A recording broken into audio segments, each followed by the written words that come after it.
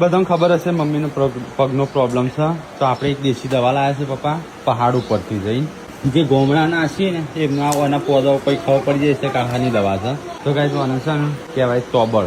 જેનો આટકો ભાગી ગયો હોય, જેને પગના ઘૂંટણના દુખાવા રહેતા હોય, એનો આજે મૂલ્યો ઉકાળીને પીવાથી 15 દિવસનું સેવન કરવાથી સારું થઈ જતું હોય છે. એટલે શું મમ્મી કનગર મોમાન દવા લાવ્યા હતા, પછી બધાને કેટલાની દવા કરી મને.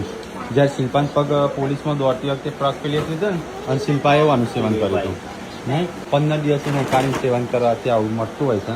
તેની ઓળખ જુઓ. અત્યારે આમ ચોય જોવાના મળે, ભોખરાઓમાં જોવા મળે. આવાના નાના નાના પીસ કરી અને મૂકી દો.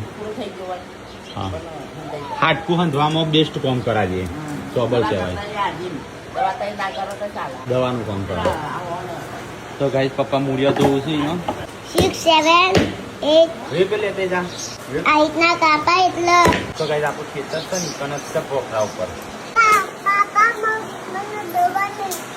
આ તો દાદીની દવા દવા આ એનો મુરાડો જો, એને મુરાડોમાં છે ને જે ચિકાસ હોય જો આ રહેશે ને. હવે ઉકાળી અને મમ્મીનું છે ને આથી સેવન કરાવશું. પછી દવા સર ના કરે ને પાછો આની પર આવીએ છીએ.